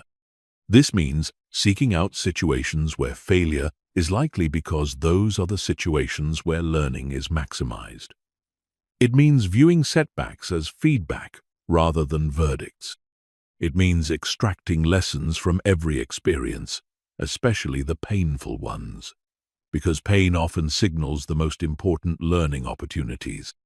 The most successful people in every field share this relationship with failure. They fail more often than average performers because they attempt more difficult challenges. But they also learn more from their failures because they've trained themselves to extract maximum value from every setback. Another crucial component of mastery mindset is what I call beginner's mind. This is the ability to approach familiar situations with fresh eyes and curiosity, rather than assuming you already know everything there is to know. Beginner's mind prevents you from becoming stagnant in your learning and keeps you open to new insights and improvements. Even when you become highly skilled in an area, maintaining beginner's mind allows you to continue discovering new layers of depth and sophistication. The moment you think you've mastered something completely, you stop growing in that area. The moment you approach something with genuine curiosity, new possibilities for improvement become visible.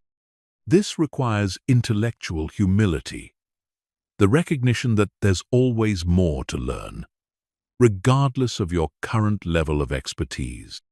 The most masterful performers are often the most curious about their field because they understand that mastery is an ongoing process rather than a destination you reach once. Mastery mindset also involves developing what researchers call intrinsic motivation. This means finding satisfaction in the process of improvement itself, rather than depending on external rewards for motivation. While external recognition is nice, it's unreliable and outside your control. Intrinsic motivation is sustainable because it comes from within. People with strong intrinsic motivation love the process of getting better at things.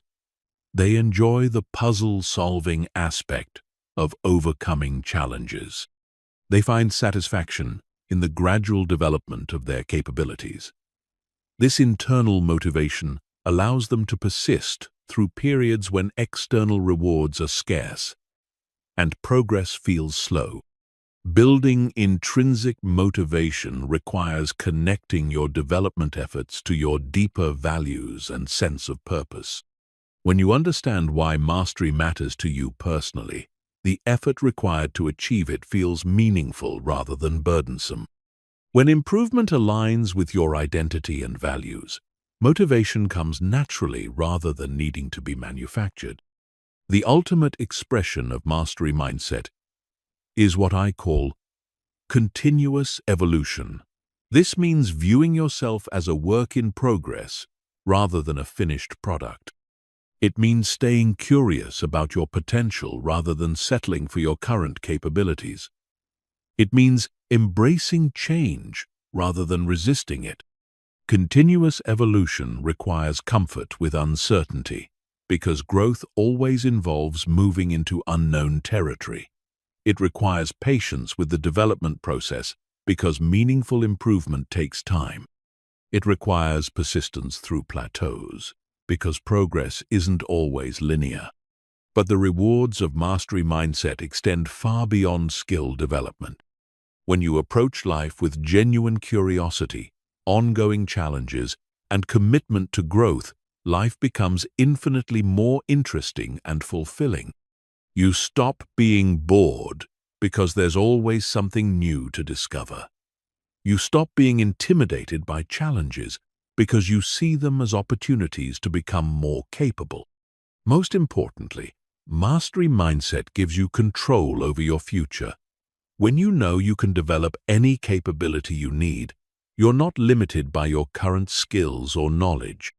When you trust in your ability to learn and adapt, you can pursue opportunities that others avoid because they seem too difficult or unfamiliar.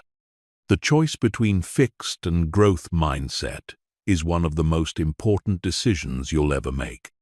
It determines whether you spend your life protecting your current identity or expanding it, whether you avoid challenges or embrace them, whether you see obstacles as threats or opportunities. Mastery mindset isn't just a way of thinking about skill development. It's a way of approaching life that creates unlimited potential for growth, fulfillment, and impact. And like every other aspect of mental programming, it's a choice you can make and reinforce through conscious practice until it becomes your natural way of being. Chapter 15. The Unstoppable Identity. Becoming the person who never quits. Everything we've discussed in this program comes down to one fundamental question. Who are you becoming? Not who you are, not who you've been, but who you are in the process of becoming. Because the person you're becoming will determine the life you create, the challenges you overcome, and the impact you make in this world. Most people drift through life without ever consciously choosing who they want to become. They let circumstances, other people's expectations, and random events shape their identity.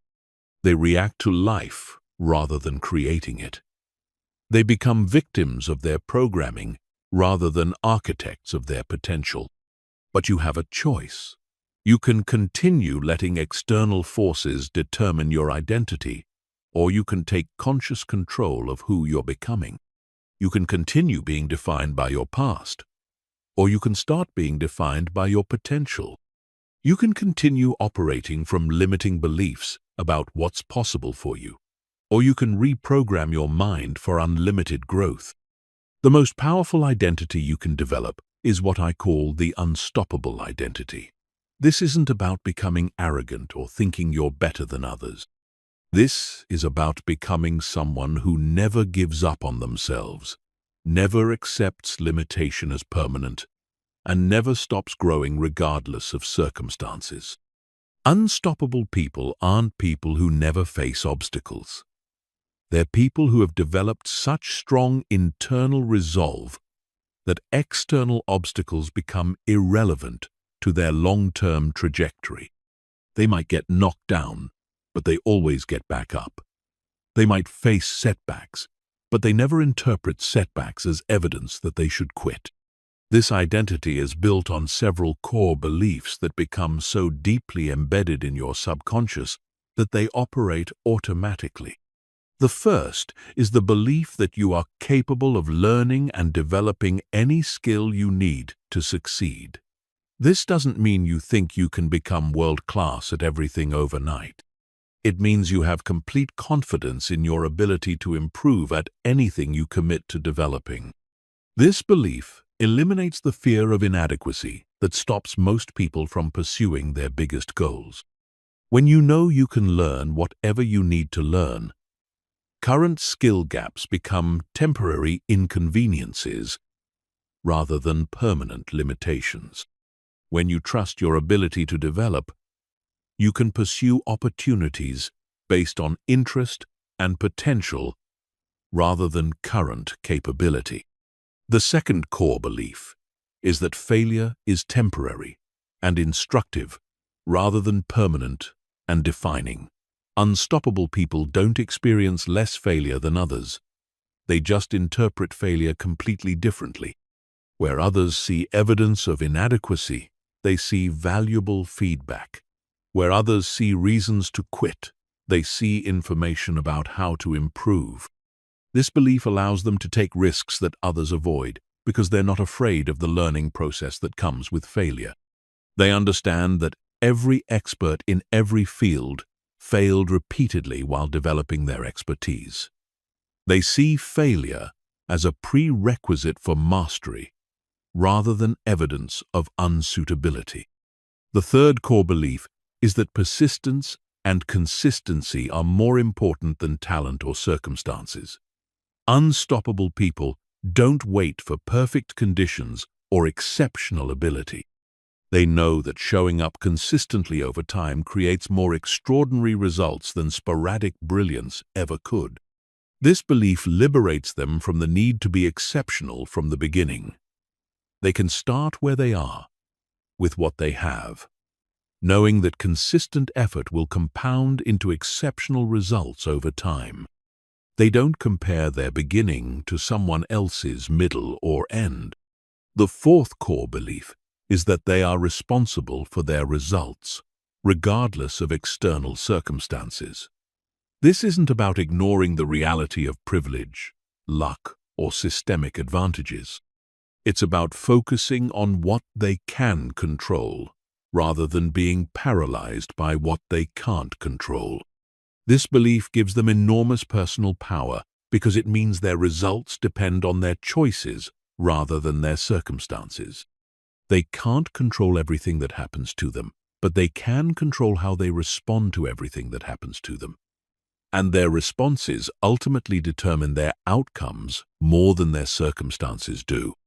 Building an unstoppable identity requires more than just adopting these beliefs intellectually.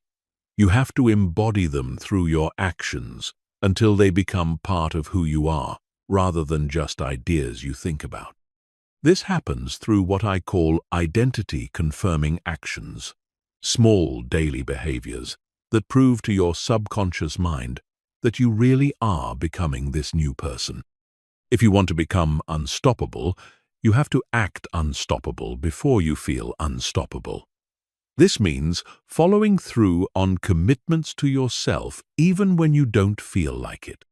It means getting back up after setbacks, even when you feel discouraged.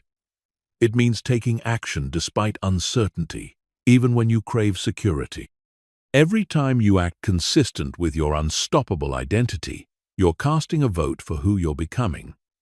Every time you quit when things get difficult, you're casting a vote for who you used to be. Your identity is literally shaped by the votes you cast through your actions every single day. The transformation process isn't always comfortable. There will be moments when your old identity feels safer and more familiar than your new one. There will be times when going back to your old patterns seems easier than continuing to grow. This is normal and expected. The key is to keep acting like the person you're becoming, even when you don't feel like that person yet. Over time, something magical happens. The actions that once required discipline become automatic. The beliefs that once required conscious reinforcement become your natural way of thinking. The identity that once felt foreign becomes who you actually are. When this transformation is complete, you don't have to try to be unstoppable. You simply are unstoppable. Persistence becomes your default response to obstacles. Learning becomes your automatic reaction to failure. Growth becomes your natural response to challenges. This isn't the end of your development. It's the beginning of unlimited development. When you truly embody an unstoppable identity, you can apply this mindset to any area of your life. You can develop any skill, overcome any obstacle, and create any result you're willing to commit to achieving. The techniques and strategies we've covered in this program are powerful, but they're just tools. The real transformation happens when you decide who you want to become and then align every thought, action, and decision with that identity. Your brain has been rewiring itself throughout this entire program. Every concept you've understood, every technique you've learned, and every insight you've gained has been creating new neural pathways in your mind. But the real change will happen when you leave this program and begin applying what you've learned in your daily life. The question isn't whether you can reprogram your brain and become unstoppable. The science proves that's possible for anyone willing to do the work. The question is whether you will do the work, whether you'll take these tools and actually use them, whether you'll take these insights and actually apply them. Your unstoppable identity is waiting for you. It's not something you have to create from nothing. It's something you have to uncover by removing the layers of limiting programming that have been covering it. Every person who has ever achieved something extraordinary had to access this same unstoppable part of themselves. The only difference between people who live extraordinary lives and people who settle for ordinary lives is that extraordinary people decided to become unstoppable and then took action to make that decision a reality. They didn't wait for permission, perfect conditions, or complete certainty. They started where they were and became who they needed to become through the process of consistent action. That same opportunity is available to you right now. Your past doesn't determine your future. Your current circumstances don't define your potential. Your limiting beliefs don't have to become your permanent reality. You have everything you need to reprogram your brain and become unstoppable. The techniques exist. The science is proven. The only question remaining is, what are you going to do with this information? Because information without implementation is just entertainment. Knowledge without action is just potential. Understanding without application is just wishful thinking. Your unstoppable life is waiting for you to claim it. The time is now. The choice is yours. And the power has been within you all along.